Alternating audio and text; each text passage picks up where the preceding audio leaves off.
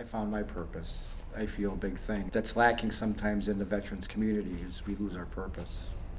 We're peer support. That's what Dryhootch's mission really is providing peer support for veterans in transition, wherever that transition may be. Dryhootch, especially at that time, was kind of the Wild West in some ways from our perspective, right? So things were happening here that didn't make sense from a traditional healthcare perspective. I don't like institutions. Zeno, he worked at an institution. But the veterans really felt like they were having an impact on other veterans who needed care and who might not seek care from the VA or from a traditional health provider.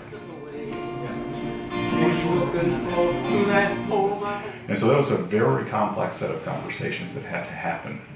And frankly, Mark talked a lot about deprogramming me. He said, look, I just spent the last 2 years deprogramming you from sort of the traditional large healthcare perspective to how things are on the street, working with real veterans. It was kind of from that point forward where I thought, he means what he says. We've disagreed, we've argued, to the point of maybe even the partnership being dissolved way before it probably even had a chance to get going. But what I really liked about it is we all stuck it out. So if you're a small organization, partnerships are huge. We know a piece, but there's these other folks over here and over here that are experts that have been in pieces of that field for a long time.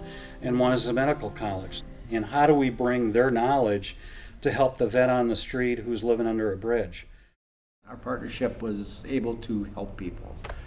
Gino taught me a lot about community research, community relationships, made me better at it. We were able to get published, and he was able to put my ideas down on paper that made sense for the rest of the world to see, or a combination of our ideas. When I first was going out to the medical college, it was like going into a hospital in some ways. It was uncomfortable, but today, I just go.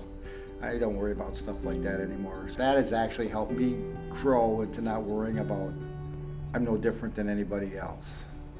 And now, I think after 7 or 8 years of this work, I'm very attuned to when I say something and a community partner gives me back different language, they usually are being intentional about it. It's not a mistake, it's not an error, it's not that they misheard me, it's that they're telling me, you're close, but it's more like this. Out of this partnership, I think, to me, was the most wonderful thing is actually it created a friendship. And to me, that was a special part of this journey for me because I made a really good friend.